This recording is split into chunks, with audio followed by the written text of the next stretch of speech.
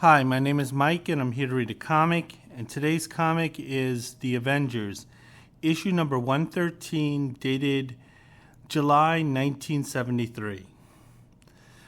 Overall, I thought this was a really good issue.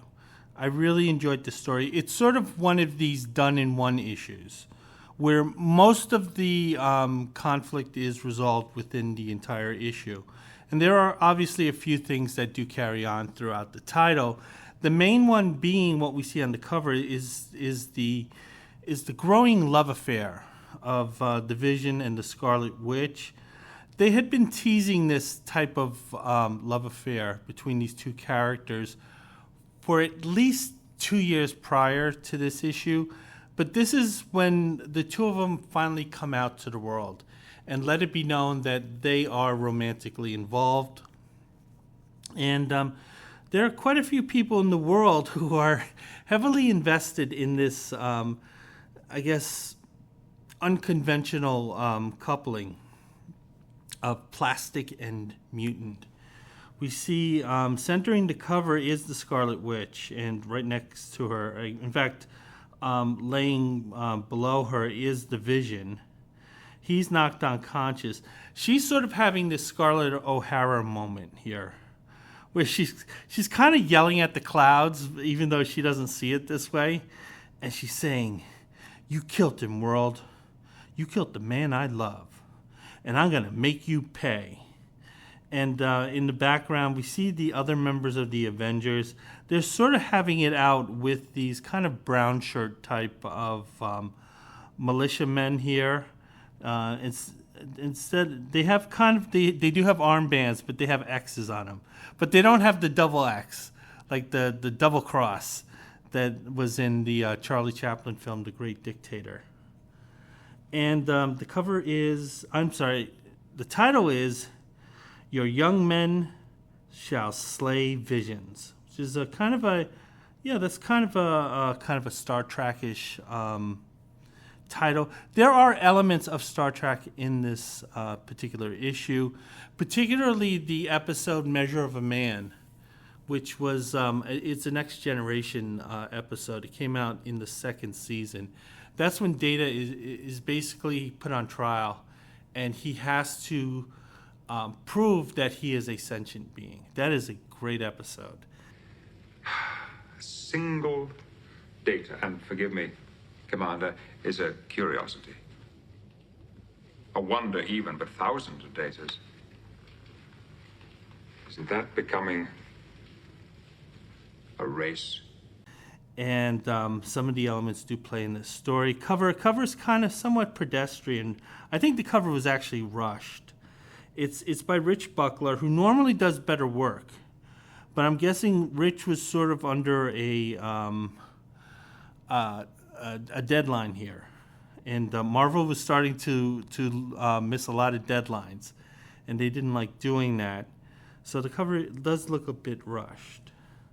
So I'm going to go into the comic, and again, the title is "Your Young Men Shall Slay Visions," and we can take a look at the creative team.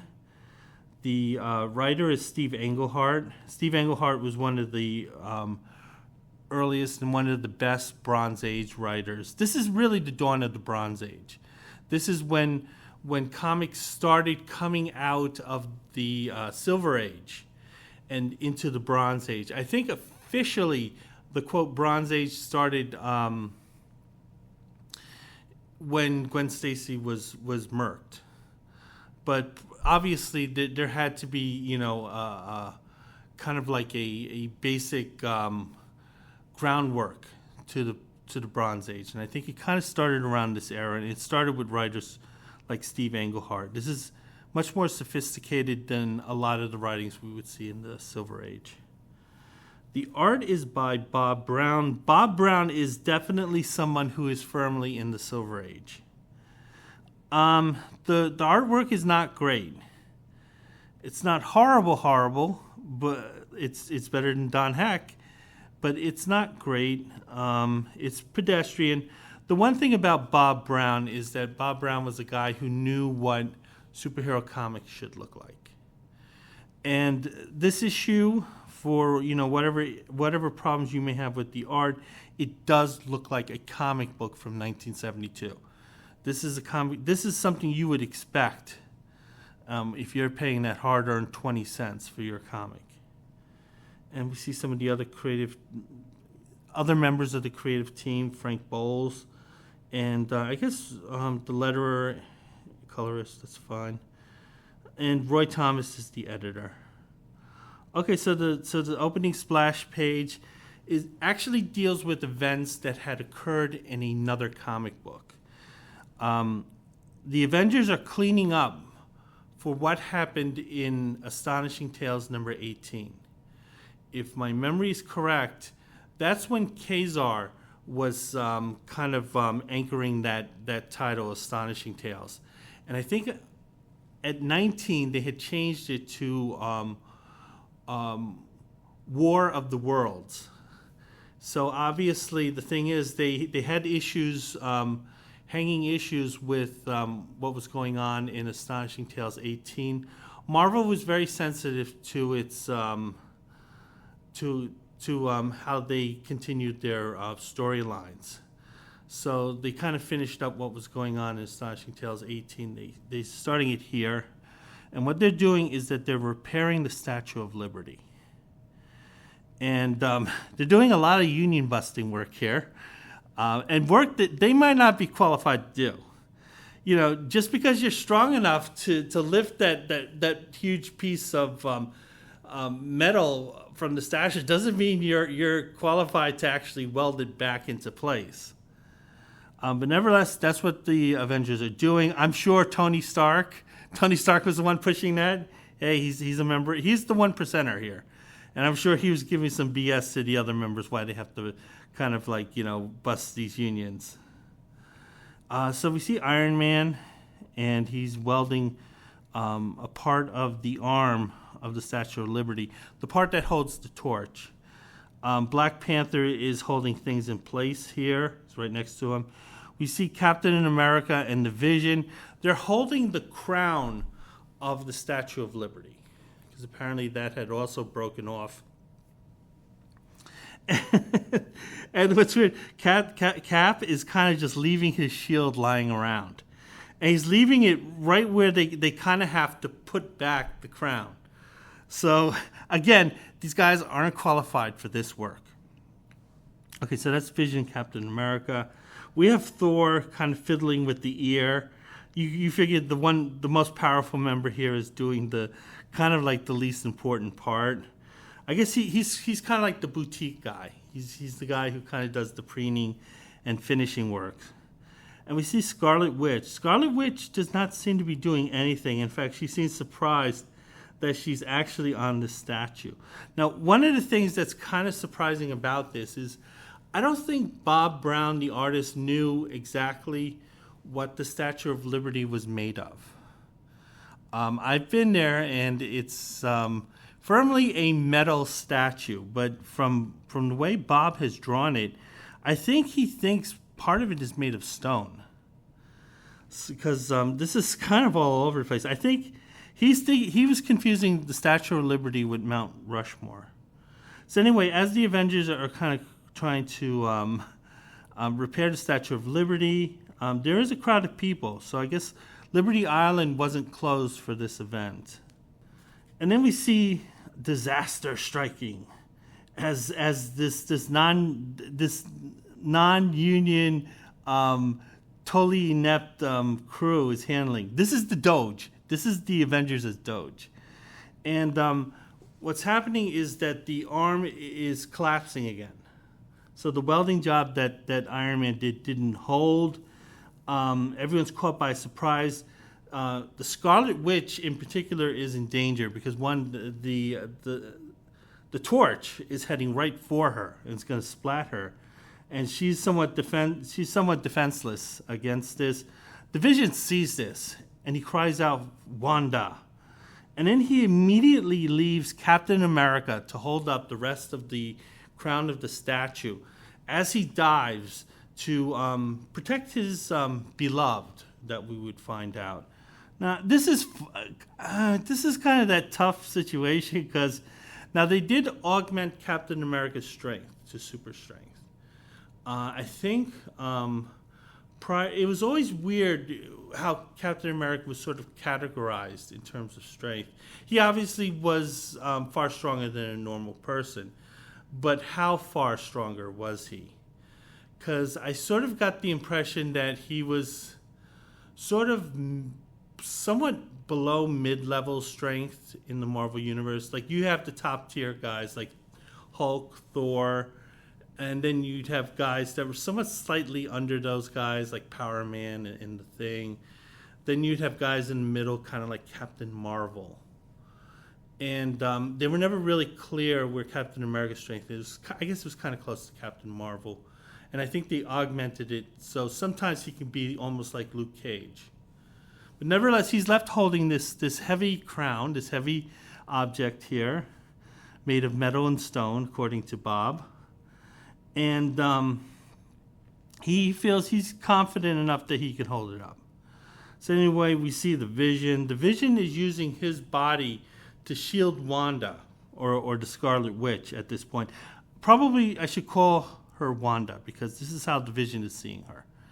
Because this is not the Scarlet Witch is in danger. This is Wanda is in danger. And excuse me.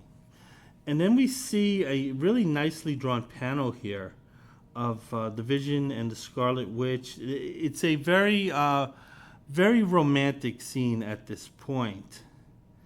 And they're trying to keep it.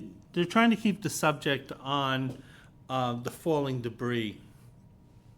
But it's really they're falling in love hearts. That's the real subject here.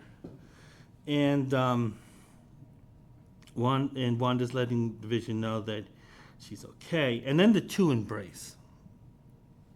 So sort of the feelings that the two have for each other are working themselves out at this moment. And this is for the entire crowd to see that was watching this union-busting event. And suddenly now it's news. This is going to be reported around the world that the two most unconventional members of the Avengers are in love. Now, we see which in this panel. Sorry, the gummies. We see what will be our antagonist. And it's this angry ginger, this angry crew-cut ginger, who sees this scene and he says, "What in the world? The android kissing a mutant? The bugle will pay plenty to hear about this." Now, the thing is that this is what our antagonist looks like. But based on the way the comic is written and the way the story unfolds, I don't believe Steve Englehart intended this to be the main antagonist. I think that was Bob Brown who sort of drew him like this. Because there's another panel coming up where, again, the angry ginger shows up, but based on what's going on in the story, it probably should have been drawn as a different character. So you kind of get an idea of, it gives you the communication between the writer and the artist. And sometimes, yeah, that communication is important, because when I talked about Giant Size Avengers #2, which is one of the most well thought about issues, and well remembered, I should say, issues of the 1970s, there were clear communication problems with Steve Englehart and Dave Cockrum. But this seems somewhat minor, and we'll see it coming up again in this next page. Now, at some point, Captain America, he can't hold up this heavy crown here. So he realizes he's in trouble, and he just lets go of it. And then he yells, hey guys, kind of pay attention here. Again, these are not union employees. They're not union trained. They're probably making a bigger mess of the statue when they have to bring in the real professionals. But nevertheless, the crown is about to fall. But it's about to fall in the crowd of people. And then we see Iron Man. He comes in, he dives in, and he grabs the he grabs the crown, even though the crown was somewhat damaged here. And yeah, so this total misrepair of the Avengers, of this national landmark, this is a disgrace, to be honest. So anyway, I'm going to take a drink. So anyway, we go to the Avengers mansion. And we see that there's a large crowd of people here. They're kind of milling about because they heard this news that, these two members of the Avengers are in love. And I guess it just simply attracted a crowd of kind of like these nosy busybodies. And it seems like a lot of them are offering their support. We see one young man here, although he's drawn like a woman, but it was the 70s. That's how kids' hairstyles were, very unisex. And he's being asked by a reporter, what does he think about the what's his opinion of the Vision and the Scarlet Witch hooking up? And he's being very accepting. He's saying, who needs an opinion? If they're happy, it's great. And then we see kind of this, I guess kind of like a slightly older version of Johnny Storm. This is definitely Cable Johnny Storm. And he's saying, Mike, the Avengers have saved the world many times over. I say, any joy that comes to any of them is richly deserved. He's one of these guys who realizes that he can't actually act out on his morality because he needs the Avengers to fix things for him. So he's taking kind of like this very practical view where, hey, you know what, I'm not going to say anything bad about them because I kind of need these guys to save the world for me. Then we see a young woman here. She's also a ginger, but she's not like the orange ginger. She's like a real ginger. And she's saying, it's like Aristotle and Jackie, or John and Yoko, or Reed and Sue, or James and Carly, only better. I just love famous people in love. This is kind of, again, this is reflective of how some people feel. As far as the names, obviously some of them should be a little obvious, like John and Yoko, or Reed or Sue if you're listening to this. But Aristotle and Jackie, that's in reference to Aristotle Onassis and Jacqueline Kennedy, who were the big couple of the 1970s. And James and Carly, that refers to James Taylor and Carly Simon, two musical artists who in 1972-73 were basically at the top of the music world. And then we have our angry ginger here, and he's not letting his anger, he's not hiding it, and he's saying, famous people, they aren't people. It makes me sick. And then one of the producers says, edit this guy out, Billy. So I guess the news station, they have their narrative set. This guy's ruining their narrative, so they're just going to pretend he doesn't exist. And again, he's drawn exactly the same way as the angry ginger in the previous page, but I don't think these were meant to be the same character. And we see the Vision, Scarlet Witch. They're looking outside of the bay windows of the Avengers mansion. They're noting that there are crowds outside ever since this news came out. And Scarlet Witch is noting that for the most part, the crowds seem to be sympathetic, or at least they have obviously positive feelings toward this coupling. Obviously, they know how unique this coupling is. Scarlet Witch, she never forgets to remind herself that she's a mutant and such, although she does not like it when the other members of the Avengers remind the Vision that he's a machine. So she's not entirely consistent there. And she's fearful that this type of acceptance that they're seeing outside may not last too long. Because Wanda here has been burnt by humankind because she and her brother Pedro, Quicksilver, they both tried to integrate into human society. They were both othered. They didn't feel that they were given a real fair chance to do that. Quicksilver was particularly embittered about this lack of acceptance. But nevertheless, Wanda was a little more, she had a little bit more fortitude about it, about trying to integrate herself. But you can see here, she has a lot of bitter feelings. And this is one thing that Steve Englehart kind of continued on this track, because the Wanda Scarlet Witch that he wrote was a very angry one. And however, she's a little bit hopeful that maybe this will be the point where they'll gain the acceptance that they always kind of craved. Vision, he's a bit more cynical toward this. He obviously would like this to happen, but at the same time, he's aware that crowds are fickle, and that they may be cheering you today, but they'll be cursing you out tomorrow. Again, it's sort of like that scene in AI.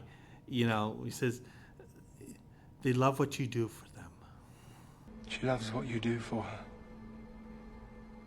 as my customers love what it is I do for them.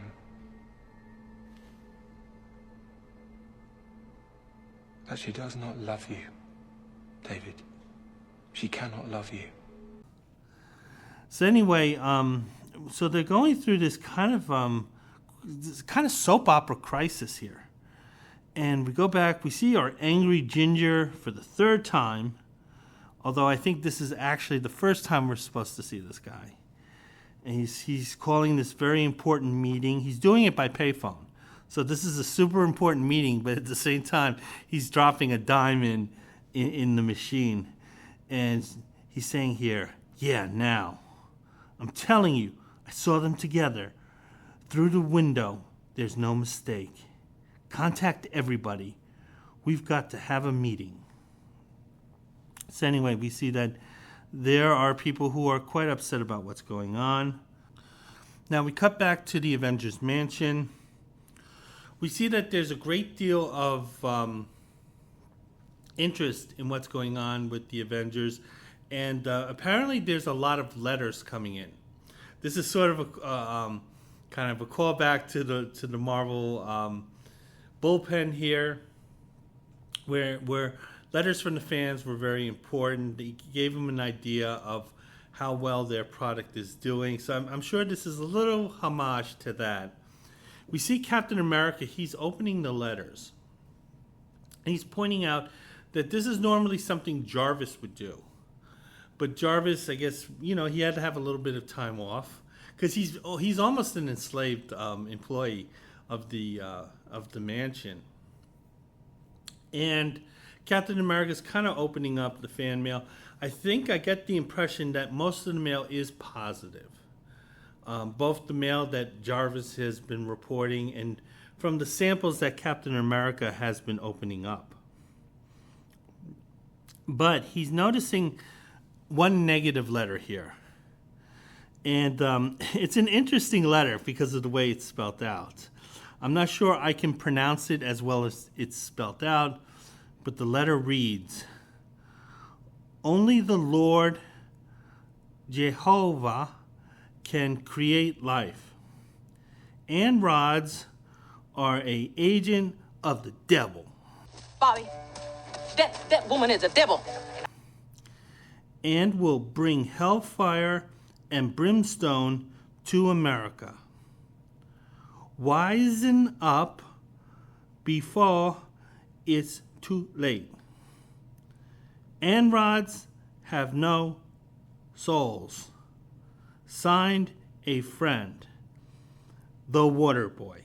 Because this letter reads how the Water Boy speaks. But he's not a hateful guy, the Water Boy.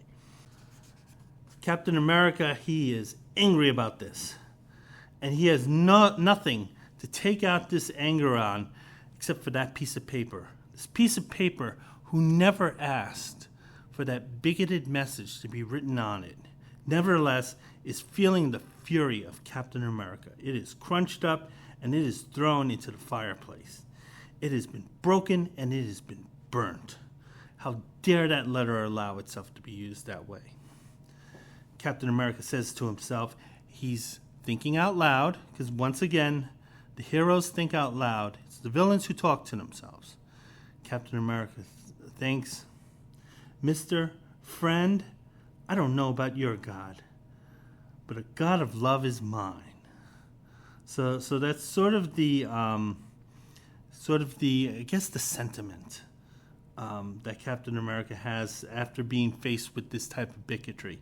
And one of the running themes of this issue, and it runs throughout the way Steve Englehart portrayed the Scarlet Witch, was that she sees this bigotry, she experiences this bigotry, and she's always pointing out to the other members who aren't used to this bigotry, hey, look at what I have to deal with. So that was sort of a thing that ran through Steve Englehart's run in the Avengers. We go back, we're in New York, we're in a crummy part of New York. I can verify there were a lot of crummy parts to New York. And this looks like one of them. And it looks like our angry Ginger is going to the meeting that he had called. And apparently it's being housed in this rundown area of New York. This is not, say, where the Avengers Mansion is. The Avengers Mansion is actually based on a real-life museum that exists in the around 60th Street on the east side, which is a very prestigious place to live. This is less than prestigious. We also see the Ginger's kind of having some kind of thinking to himself, because he's not speaking out loud, about the current political climate. And he's thinking, the news guys say the country is swinging to the right, but I know there's a lot of bleeding hearts left. So this is somewhat of a political story. Steve Englehart sometimes would bring in politics of the day into his comics. He would do so kind of subtly. Now, obviously, he was an adult. I was about 5 years old at the time. I'm going to take Steve Englehart's word that he probably did notice this sort of like subtle swing to the right by the country. I mean, at this point, Richard Nixon had just been reelected by a very large margin. And there were probably other indicators that Englehart had noticed about this. But we're going to go on with our story. And the Ginger's thinking to himself, if they found out about us before we did our job, they'd try to stop us. And we're not about to be stopped. Let everyone else spout off on the TV or write letters. Me and my people believe in action. So these are the guys who act out on their fears.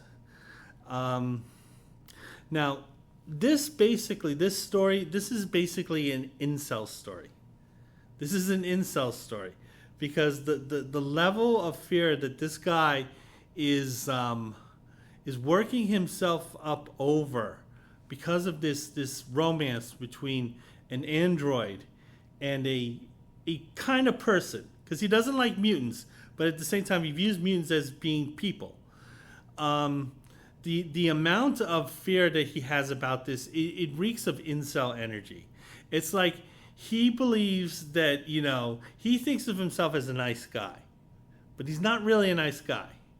And he has trouble getting dates, and whenever he sees women that he wants in his pool going kind of straying outside where he can't be included in the pool, it's so threatening to him because there are so few women who actually want to be with, nice guys like this. Like any women that he finds attractive are defecting. That's seen as like an existential threat to him. So this is very much an incel story.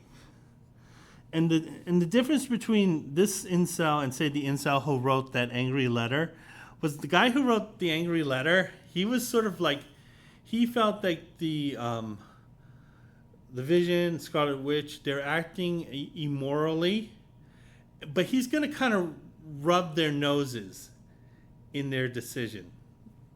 So he's not going to do anything, violent toward them. He's just going to write angry letters saying, you guys are so stupid and you're horrible people and I'm going to rub your nose in it. This guy's different. This guy, he feels the need to actually go out and be violent. So then we go back to the Avengers mansion. And we see there's some of the members of the Avengers, they're kind of milling about, kind of like pressing the flesh with the crowd outside.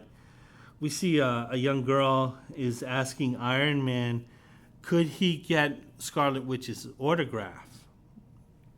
Because I guess she approves of this relationship very much. She's like, listen, I have to deal with angry gingers like this, these quote nice guy incels. So if there's a woman out there who has found a way to get away from those guys and to find love, even if it's with plastic, I'm for it. And Iron Man's willing to help this young girl get that autograph. Black Panther's out here, very uncomfortable situation here, with an older woman who's dressed in Native American garb, the type that you would see in like the Lone Ranger. He's looking at her saying, what the fuck? And saying to her, what can I do for you, madam? And the Indian woman says, well, sonny, I hear tell that this here Vision fella has red skin. So I baked him up a cake, sort of from me to a soul brother. And again, what's funny about this scene is very telling. There's some white kid here who's smiling approvingly at this. And again, this is sort of Steve Englehart being somewhat, I guess, culturally clueless with this scene. But nevertheless, he kind of has this white kid here looking at it approvingly, like, he's the only one who would be clueless enough to actually view this as a positive interaction here. So anyway, we're going to our villains here. There is a group of them. There are about 6 people here. So there are at least 7 people here who are worked up over this issue, that they're going to actually go out and commit violence for it. So our angry ginger, he kind of lets us know what's going on. He says, you all know why I called you here. The moment we've been afraid of has come. The Vision is in love with a human. Sure, she's a mutant, but she's still a person. And if she should go on to marry her, it would legitimize forever the rights of androids in our society, the rights of non-human. I don't understand. What is he? A machine. Is he? Are you sure? Yes. You see, he's met 2 of your 3 criteria for sentience, so what if he meets the 3rd? Consciousness in even the smallest degree. What is he then? I don't know. Do you? Do you? Do you?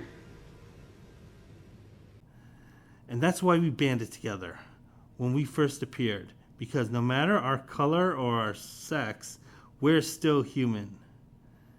And mark my words, if this Vision finds his place in society, there will be more androids and more after that, until all humanity will become second-class citizens under a race of robots, a super race of robots. So this is what's driving them. He goes on, he's much longer-winded than I was.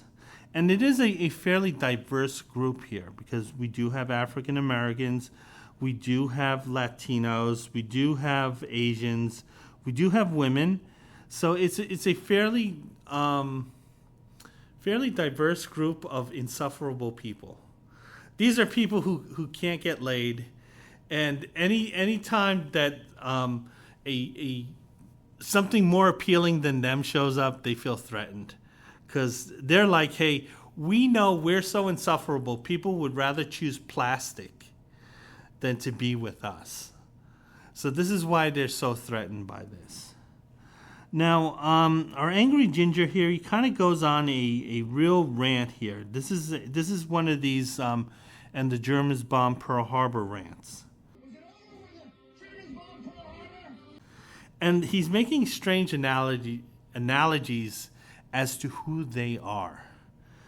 Saying that, we should be like Hitler's generals, the ones who tried to bomb him in that movie Valkyrie with Tom Cruise, which is actually a pretty good movie.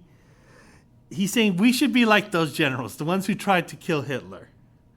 Well, okay, that's not necessarily a bad thing. Or we should be like the kamikaze pilots who deliberately crashed their bomb-filled planes into American ships. Yeah, those are the guys we should be like. We should admire those guys, the ones who were attacking American soldiers. And again, and one thing I should add, those pilots, those kamikaze pilots, they did not want to do that. They did not want to do that. But unfortunately, they came from a culture where they could be culturally shamed into doing it. And so this angry ginger, he's going through this huge buildup. This is his big John Belushi moment in Animal House. Take a look at some of these ads. There's nothing really that stood out here in terms of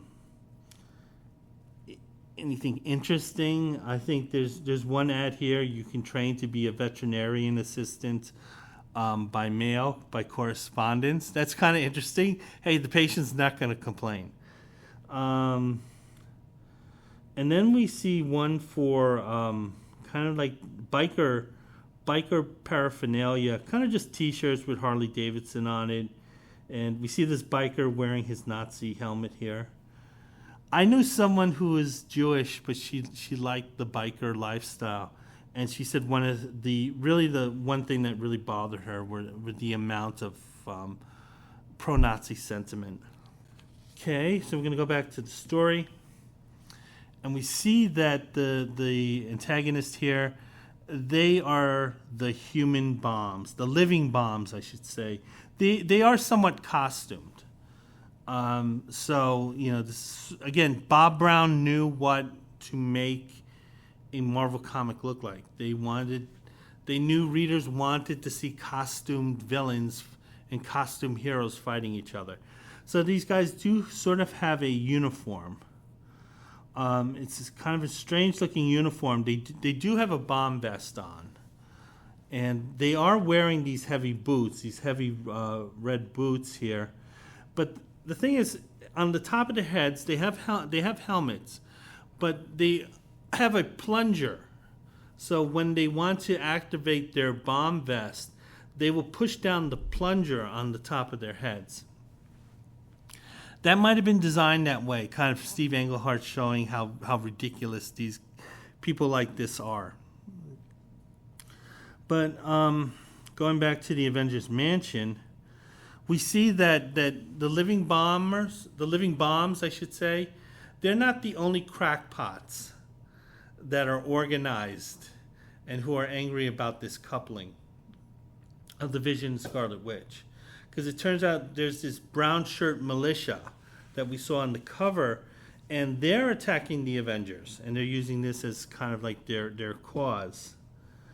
And the Avengers are having an easy time dealing with these guys. So these are basically Nazis, but the Avengers are handling these guys in a very cartoonish type of way.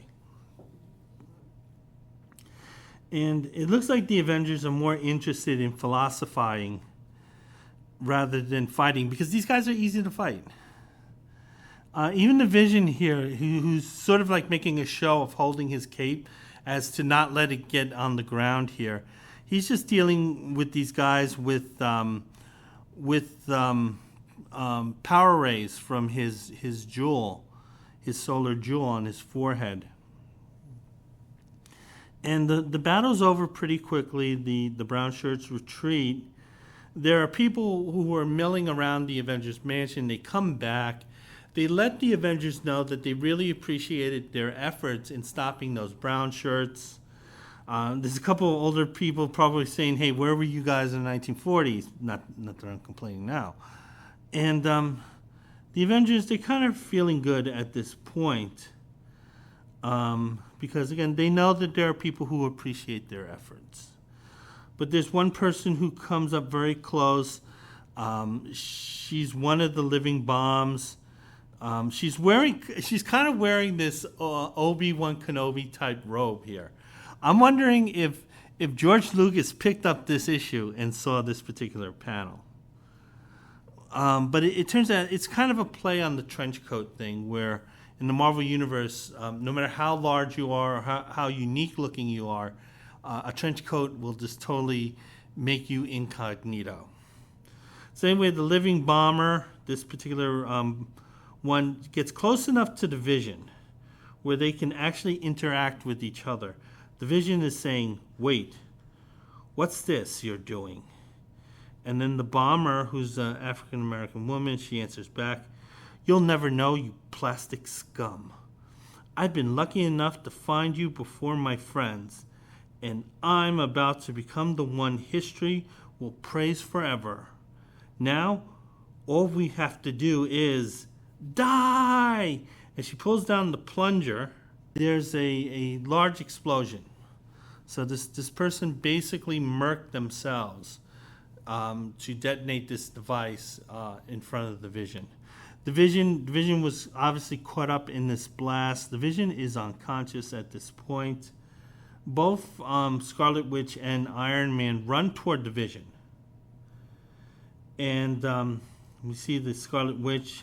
She's caressing the Vision in her arms. And she's saying, she killed him. I can't hear the hum of his brain. Why did she do it? Why? And even that's a little call to Wanda pointing out the fact that this is a machine here. Because my brain doesn't hum. And other people's, they don't hum either. But then it turns out the Vision isn't killed. But the Vision is very weak. And he's basically dying at this point. So this is sort of like Tony and Maria at the end of West Side Story. Vision says, Wanda, I hear you. I live. Too late to become intangible, but terribly damaged inside. And we see here that there's a predicament. The Vision is still alive and active, but obviously he's saying that he sustained a great deal of damage. The Vision has a number of ways of changing his body density. He can become intangible. He can become as hard as diamond. But usually he's in a state that's kind of in between. And because of the suddenness of the explosion, he didn't really have a chance to sort of become a state that would handle that explosion much better than the one he was in. Iron Man and Thor, they're talking to each other. They feel like this is an opportunity they have to save the Vision. So they're concentrating their efforts on basically getting the Vision some medical care at this point. But the thing is that one, they've already gone through this before in the great issue Avengers 93.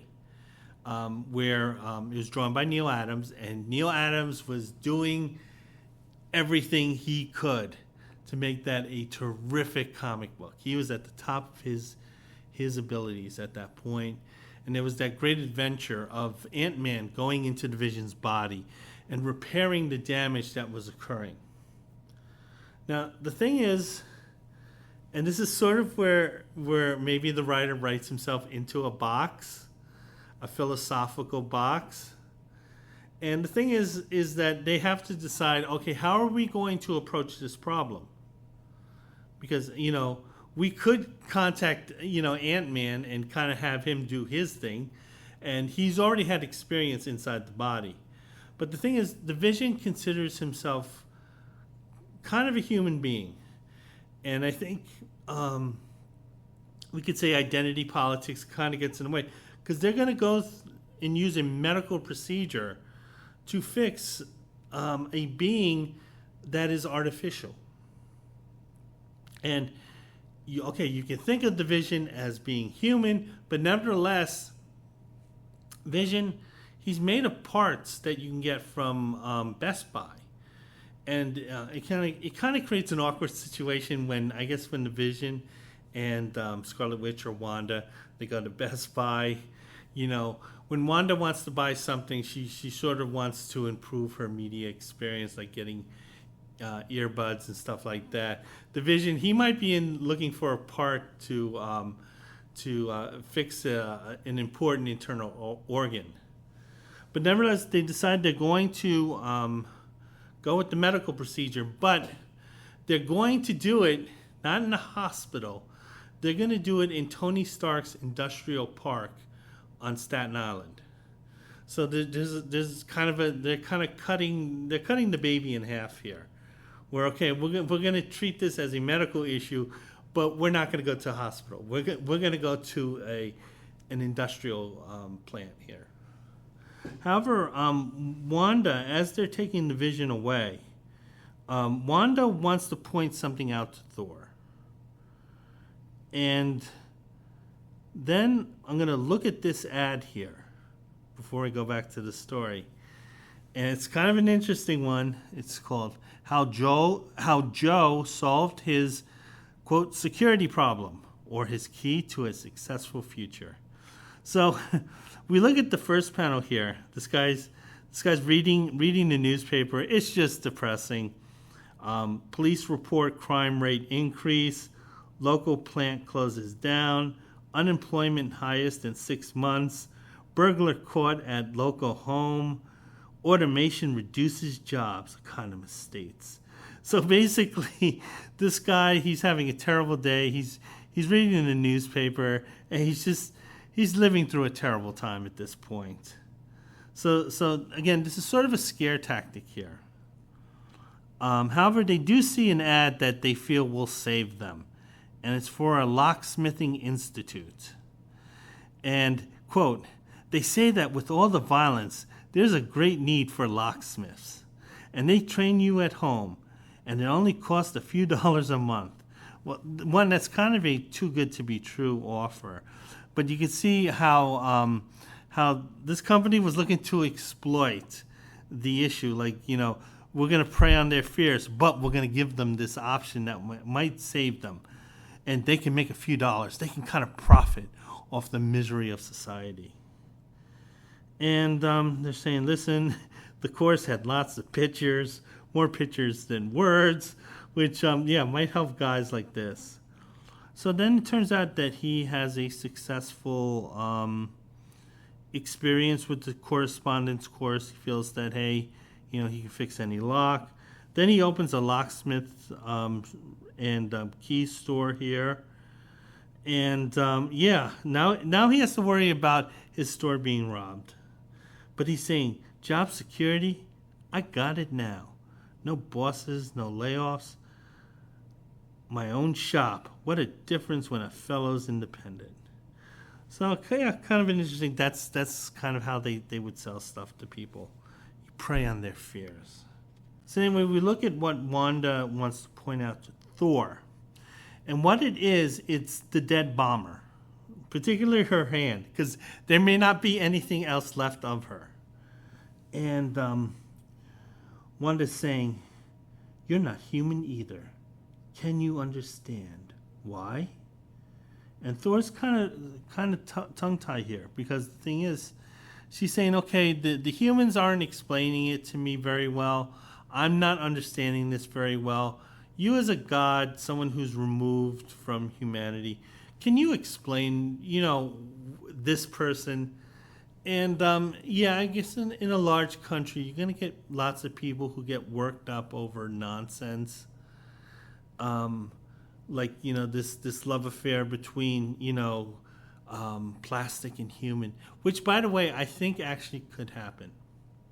I think it's actually possible because we've already seen it here. And we've seen it here in romance scams, in my opinion. because if you follow romance scams, the thing is that these unfortunate victims, they fall passionately in love basically with an AI intelligence, because the scammers are just so uninteresting. They're so boring, and they give these really banal answers, and you have these victims who talk about this is the greatest love affair I've ever had. These people truly understand who I am. And then you read their responses, like what the scammers send back, and they're saying stuff like, "Have you eaten, my queen? You are beautiful, baby." Stuff like that. And it's like, it makes me wonder, like, they're already talking to a robot and they're falling in love with the robot. So why wouldn't they fall in love with an actual physical robot if it had that type of personality? If any of that made any sense. So anyway, Thor's thinking, it would seem to be purely hate. Blind, unreasoning hate. There doth seem to be no ulterior motive. Wanda says, hate? I see that. I understand. Okay, so yeah, I guess they're saying, yeah, people are just kind of hateful shits. Anyway, so our antagonists, they return to their warehouse headquarters, for lack of a better word. The leader, the Angry Ginger, he's mentioning that Carol, the bomber, she failed in her task. So Carol thought that, when she pressed down the plunger, that people were going to revere her. And in fact, the only time that she's mentioned after her death is this guy saying, yeah, she was a fuck up.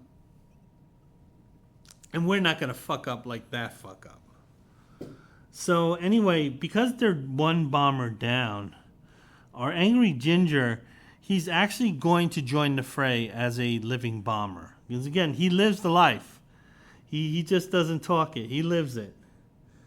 And so he suits up in the bomber outfit. Now, there's one thing I do want to mention about these human bombers. For some reason, they were in the zeitgeist in comic book lore around this time, because I can recall at least 2 other issues where they had these type of human bombers, so to speak. One is this issue. But there was an issue of Lois Lane. I think it was Lois Lane number 110. And that was a Native American centered issue. And that also had discussions, but not actually doing human bombings, where a group of Indians on the reservation, they had become so fed up with their rights being transgressioned, lack of a better word, that they decided that, as a last resort, they were going to become human bombers to get the word out about their anguish. It didn't get to that, but it was in the zeitgeist there, and they were actually portrayed, I should say, in a sympathetic light. Another one was the Forever People. I think it was issue number 3, and I think it carried on to 4. Where the Forever People were encountering the glorious Godfried.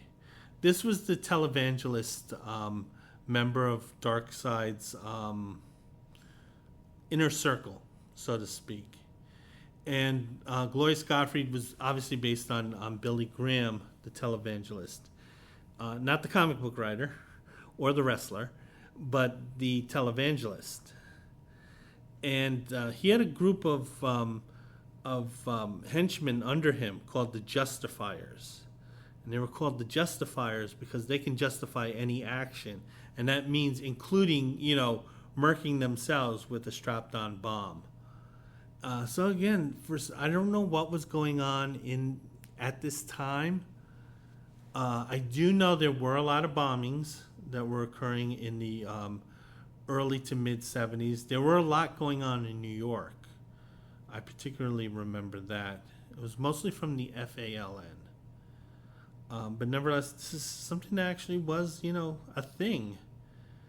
Anyway, we're going to go back to the story. And we see the Vision is being operated on. Gentlemen, we can rebuild him. And there are three men there. We see Dr. Donald Blake, who we know is Thor's alter ego. We see Tony Stark. That's Iron Man's alter ego. It should be the other way around, actually, because it's the real people and then the hero. And then we see T'Challa. And interesting about T'Challa is that T'Challa is unmasked here. Now, at this time with the Avengers, not all the Avengers let their identities be known. And there were a few of them that still kept their identities hidden, particularly Thor and Iron Man. It was not knowledge amongst the members of the Avengers that Iron Man and Tony Stark were the same individual, and the same thing with Donald Blake and Thor. And I think Steve Englehart realized that was really kind of an annoyance, and he was working toward getting rid of that. But nevertheless, it appears that all three men here, they do play a role in saving the Vision. They have different expertise, they have different experience, they have different specialties, and all three of them will need to come and play to save the Vision. Now we see T'Challa, he's letting the sunshine in. And he's doing so not because he really liked that musical. He's doing it because the Vision is a solar-powered creature. So this is the Vision's plasma, sunlight here. And Tony Stark has a device that will concentrate that sunlight into something much more refined. And that product is directly hitting the Vision's jewel on his forehead, which is his battery power. So Stark Industries is kind of using solar power here, even though I think Tony Stark's probably an oil guy. But nevertheless, they're using solar power here to kind of strengthen the Vision here. However, there's a problem here. They have to open up the Vision. But the thing is, the Vision's body density at this point is still too hard for them to open. So it may not be at the optimal diamond hardness level. But nevertheless, it's hard enough that they actually can't scalpel into the Vision's body. So they realize they need help from the Vision himself to sort of soften his body density. T'Challa speaks to Scarlet Witch here, and he's saying, "Listen, we got to get the Vision to relax. We got to get him to kind of soften his body density. Can you try to speak to him, and maybe on a subconscious level you can kind of like relay that message to him?" And she does that, and apparently it does work. The Vision does kind of decreases his body density so that they actually can cut into his body. T'Challa here is philosophizing. He does this a few times in this issue, saying, "Listen, okay, at this point the Vision is doing everything he can to keep himself alive. We have to step up, but I'm not quite sure whether that's enough or not." So you're kind of laying the stakes here for the reader that, we need these guys to kind of step up. Yeah, I can skip those ads. Now we go to a different setting with a different set of characters. And one character who will turn out to be very significant in the Marvel Universe, much more significant in the 2000s than she was back then. And this is the second appearance of Mantis. Mantis had been introduced in the previous issue. And again, it's a very quick introduction. It's only 3 panels here. And basically, it's Mantis and the shadowy figure, which we find out is the swordsman in the next issue. But the identity is kept secret at this point. And in fact, this individual, the male individual, is in silhouette the entire time. And the one clue or the one hint that could possibly give his identity just happens to be obscured by a word balloon. So they're kind of like bringing this on as a real surprise here. Mantis at this point kind of has a more traditional Western, like dragon lady look, I should say. The character is Euro-Asian. And it was known that Steve Englehart had a thing for Asian women, which is totally fine. But the thing is that Mantis was a character that really wasn't universally liked in the Marvel bullpen. They felt that it relied too much on the Misa horny stereotypes. A lot of the people in the office did not like how she spoke in the third person and felt that it was very kind of stereotypical. Kind of a stereotypical dragon lady type trope. And they did in the next issue they did update her look, where she kind of had a more traditional, more Asian appearance, for lack of a better word or term. So anyway, these characters, these two, they really need to speak to the Avengers, and that's what they're going to do, and they're going to be revealed in the following issue. And then we see Captain America. Captain America's kind of pacing the hallways here. It might have been a little uncomfortable for the other 3 to explain to Captain America that, hey, you're kind of a dumbass. You won't know what you're doing. You can barely tune your radio. We don't trust you with this delicate operation we have. Can you just wait in the hall and not cause any problems? This is similar to, I think, X-Men number 136, where 3 of the members, Cyclops, Storm, and Beast, they were working on this electronic gizmo, and the other members who were, quote, considered dumbasses, they were just keeping themselves occupied in the danger room. And the thing is, Colossus knew that they were in the dumbass room. So anyway, Captain America, he doesn't have time to think about this, because the living bombs, they are able to break into the Avengers mansion, just like the J6 guys, and they see Captain America, and they're going on the attack. And it turns out that the living bombers, they do have another weapon that they procured from Tony Stark's lab, and these are stun guns here. And so they're using Tony Stark's weapons against the Avengers here. Now, some people may want to ask, why aren't one of the bombers just simply sacrificing their lives to stop Captain America permanently? The thing is that the living bombs, these guys, they want to protect the status quo. But they also know that the status quo will stop them. So the thing is, they don't view Captain America necessarily as an enemy. They view him as someone who just simply doesn't understand, but nevertheless is doing what he thinks is right. And they want Captain America in their universe. They just don't want the Scarlet Witch and the Vision with their love affair in their universe.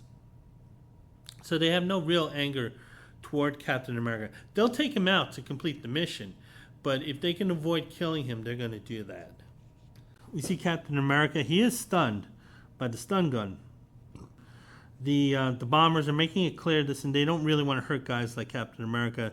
They just want to get rid of the android. They don't even want to hurt Scarlet Witch. They just want to take her plastic toy away from her. Captain America, he's playing possum here, and he's going to take out a couple of the bombers here with a leg kick. One of these bombers decides, listen, the mission is paramount, and the only way that we can complete this mission is by murking Captain America. We don't want to do it, but the mission means more than, whatever, issues we have with Captain America. No matter how much they may admire Captain America. So one of the bombers, he's about to blow up Captain America here. But the thing is that after he pulls down the plunger, the explosion becomes an implosion. So rather than the energy going out, the energy goes inward, which means that it will, most of the explosive blast will head outward. Well, upward, I should say. I'm sorry, that's an implosion.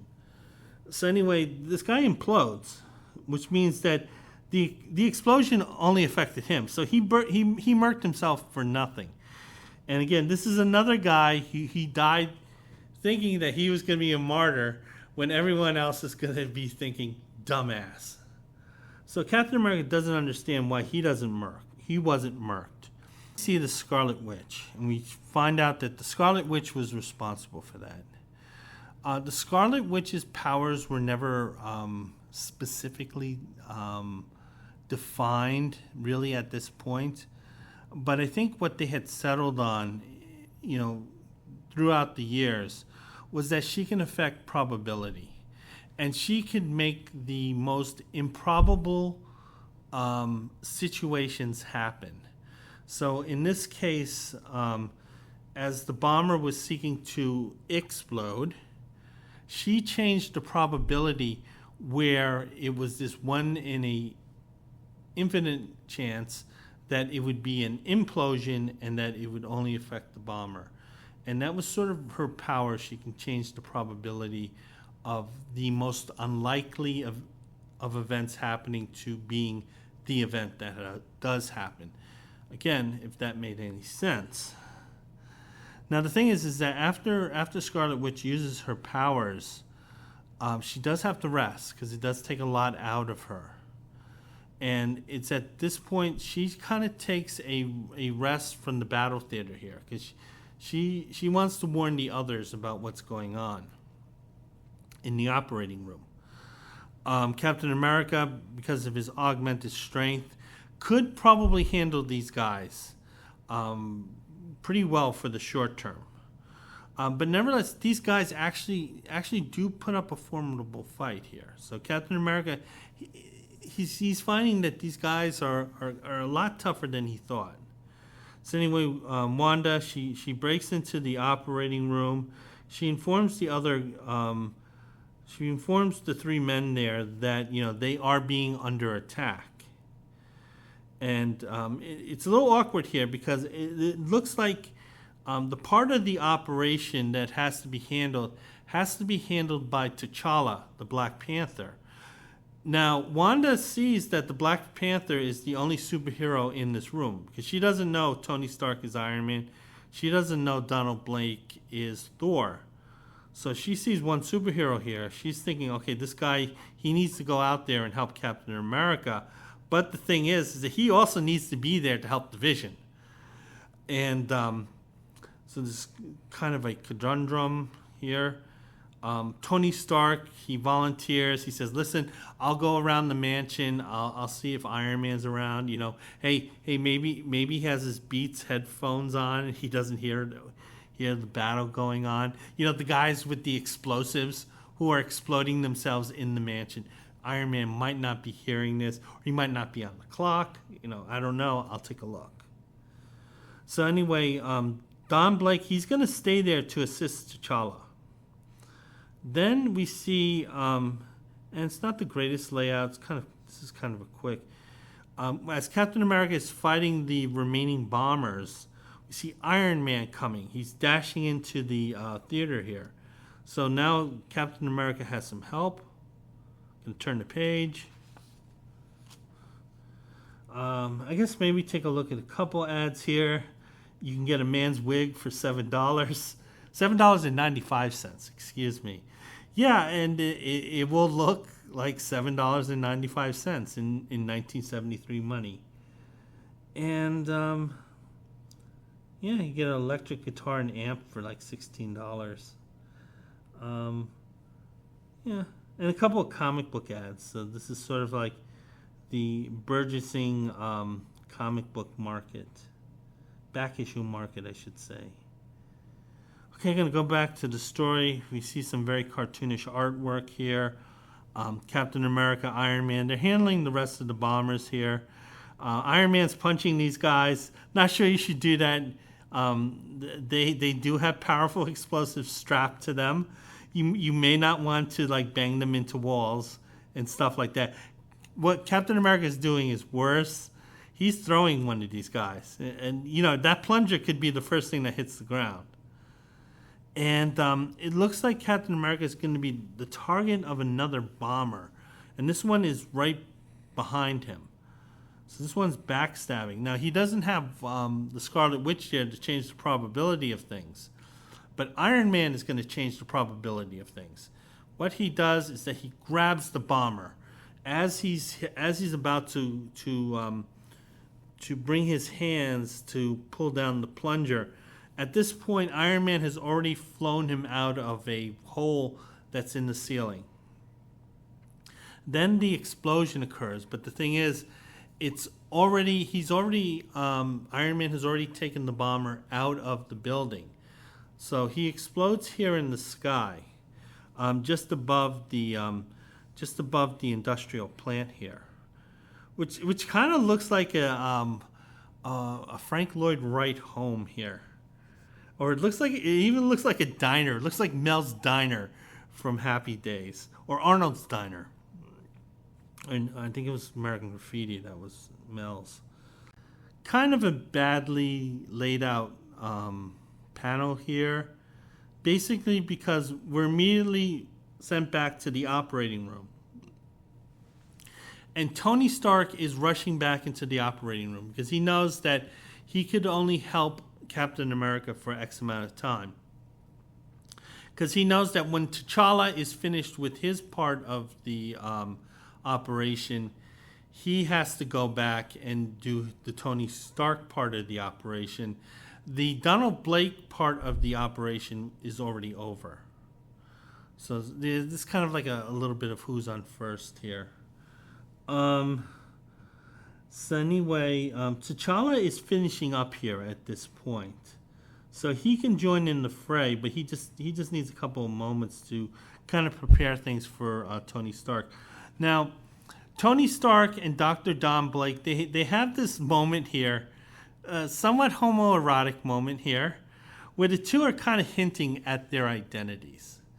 So Stark is making a hint to Dr. Blake, I know you're Thor. Dr. Blake is making a hint to Tony Stark, I know you're Iron Man.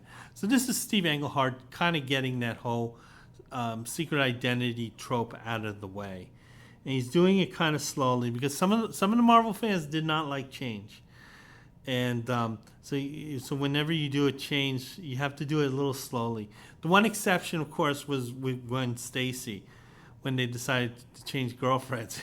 And that's how they decided to do it. And that quick change did not go well. But that had not happened yet at the writing of this comic.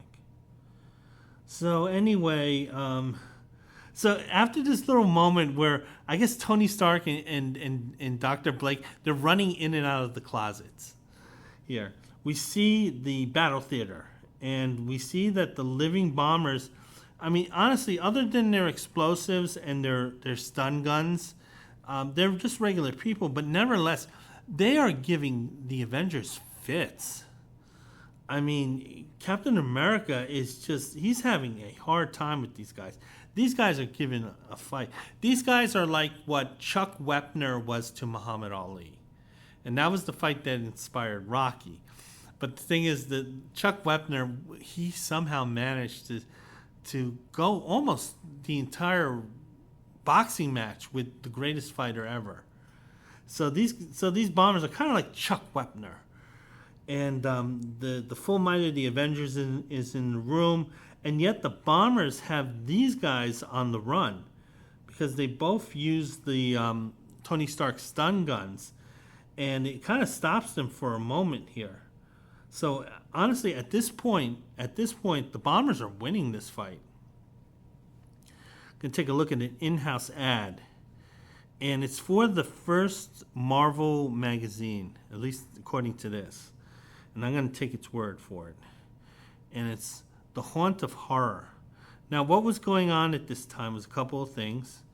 One is something that I had mentioned before, is that Marvel did want their fans to buy higher priced items. So they went into the magazine market. A Warren magazine called Eerie was doing really well. And also, I think at this time, Warren was also reprinting stories, The Spirit. That was by Will Eisner. That was sort of like a very early comic book prototype character. And Warren was having great success with those magazines, and Marvel wanted a piece of that pie. And so this is their way of competing for that market. To my knowledge, I don't know if any of Marvel's magazine lines really took off. I remember they did try a humor magazine, which I think was called, it was Sick or Crazy. It was terrible either way. And I think they also did some of their superhero lines in it, like the Hulk had its own magazine. I remember buying some of those issues. That was during the time where there was the TV show. So that had helped sales a lot. So yeah, there's a lot of good talent involved. Harlan Ellison, Denny O'Neil, Mike Plug, Frank Bruner. So anyway, you can turn the page. Look at a few more ads. The one that stands out is the Cream one. Cream, I should say. This was the rock music magazine. I remember buying these back in the day, back in the mid 80s when I had a little extra money, and rather than buying comic books, I was actually buying these music magazines like this and Hit Parader and Circus. I loved them at the time. We can see John Lennon was the poster boy for this ad, and you get a Cream T-shirt. And also, you can learn how to be a forest ranger by mail, and then you get laid off. Going to go back to the action. See the living bombers. They're blasting Thor and Captain America with the stun guns. So these are powerful stun guns here. Black Panther is free. He's free to attack. And he heads for one of the bombers. But in the meanwhile, he's thinking to himself, the man's a demigod. He builds emotional arguments on illogical premises. All of his conclusions are wrong, which must mean he's the Vision's natural enemy. And then he gets blasted by the guy he was putting down, and then Black Panther, he cries out, "Oh, spent too much time philosophizing." But then Wanda, Scarlet Witch, she hears this. She doesn't miss an opportunity to put the Black Panther down. And she says, "Well, I didn't. I spent my time marshaling my forces, and I have seen the conjure a winner." And Scarlet Witch's power is directed toward the wall behind the bombers. And the thing is, she magnetizes the wall. So I guess there was a 1 in infinity chance that the wall could be magnetized. Wanda made that chance actually happen. And because the wall is magnetized, the stun guns were ripped, or most of them were ripped from the bomber's hands. Now that's what should have happened. Doesn't mean Bob drew it that way. So we got to remember that the guns were ripped from their hands, according to Steve Englehart, but according to Bob Brown, he drew them with the guns in their hands. And this kind of momentarily threw off the bombers. Thor takes this opportunity to create a hurricane in the room, which is a very unusual event. Although I should add that as of this recording, the city of St. Louis had to endure a tornado. Normally when these tornadoes happen, like in Tornado Alley, it's in these kind of like small rural areas. This is a major U.S. city being hit directly with a tornado. So that's something to think about. And it wasn't Thor's fault. So anyway, Thor's centering this action. The members of the Living Bombers, they're being caught in this whirlwind here. They can't break out.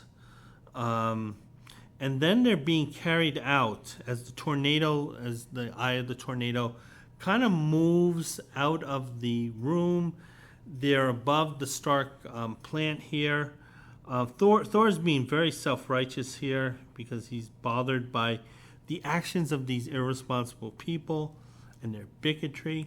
And the Living Bombers, they explode. I don't know. It's from what Steve Englehart has written, it appears that they murked themselves. They decided to take themselves off the census. And we see one of the dialogue balloons reads, "Death before dishonor is probably their final thought, if they think at all." So yeah, Steve Englehart's kind of like letting us know that he doesn't like these people. So anyway, Tony Stark, he's at the door. He's saying, "Listen, the Vision is humming good. We got all those good Best Buy parts into him, and he's going to be fine. He's going to pull through. He just needs to recharge." See the Scarlet Witch, again, showing a lot of bitterness here, saying, "Of course, the hero never dies in the final reel." Captain America saying, "Wanda, what are you saying?" And Scarlet Witch, she ends the comic in these two panels saying, "I'm saying that the Vision is a hero. He's helped save this rotten planet again and again. And more than that, he's the best man I ever met. And those humans only saw him as a threat. A threat. Even my own mutant brother hates him. And he, of all people, should know what the Vision is like. All right, if it's against the two of us, against the world, that's the way it will be." Steve Englehart wrote that better.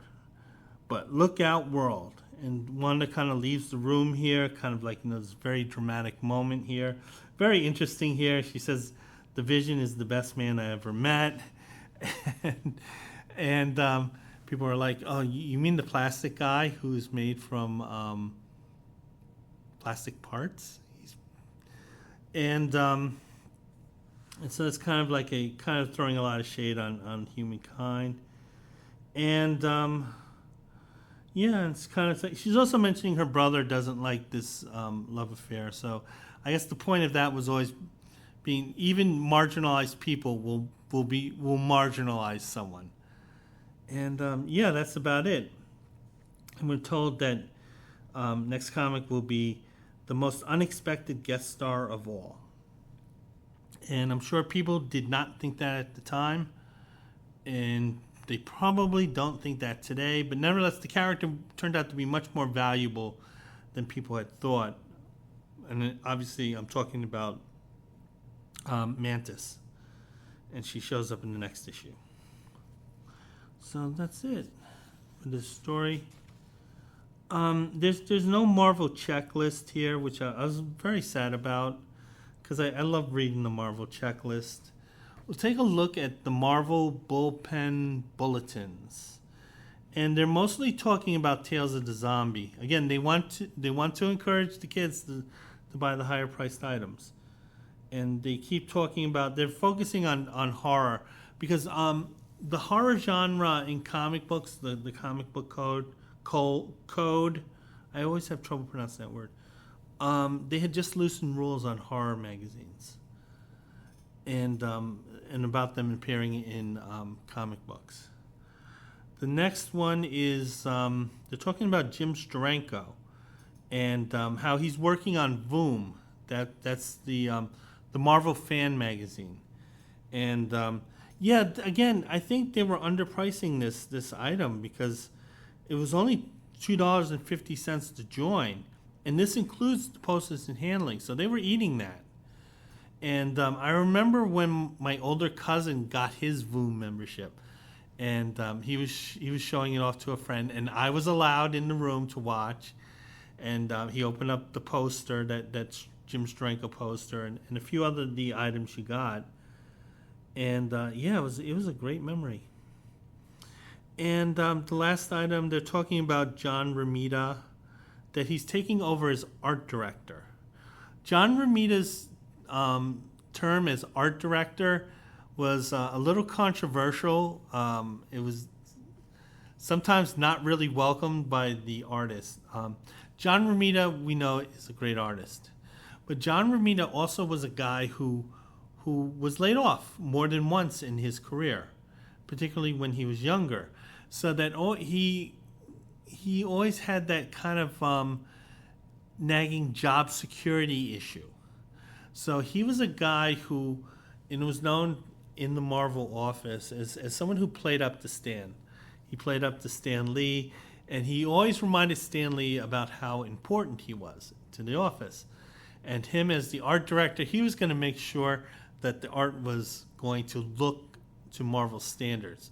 So a lot of the artists felt that John Romita would unnecessarily insert his work into their work under the guise of, oh, these kids, I had to fix what they were screwing up. And he was sort of doing this to show how important he was to Stan Lee. But the other artists, they sort of didn't like this type of interference, particularly since it was kind of this bootlicking interference. So John Romita had just, been promoted. John Romita his attitude was, I'm not getting laid off. So fuck you if you don't like it. They're also talking about Roy Thomas and Marie Severin. They had increased roles. Roy Thomas is going to do more editing, less writing. Marie Severin is going to oversee the coloring. So, she's going to take control of the coloring. Marie Severin was a great artist. I loved her run on the Hulk. Marv Wolfman is going to be the assistant editor because Marvel was expanding their the amount of titles they had, so they kind of needed help everywhere. Okay, gonna go to the letters page. And I had not really read the letters in advance, I'm sad to say. So I'm gonna kind of go through this. They're mostly talking about issue number 109. That was the return of Hawkeye. Hawkeye's history in the Avengers was that he had originally joined the team as Hawkeye. But then at some point he became Goliath. I don't know what prompted that change. I think Marvel liked the character, but they didn't like the power of super archery. So they made Clint into Goliath as sort of a superpowered version. He was this during the Adams years. Then he reverted back to archery. But I think Barry Smith had given him more of a kind of hippie friendly look, because he kind of had this this very hippie-ish type of costume, and then he reverted back to the traditional Hawkeye masked Purple Man, who was everyone's fifth favorite Avenger. Even when the Avengers had 4 members, Hawkeye was the 5th favorite Avenger. So they liked the return of this Hawkeye.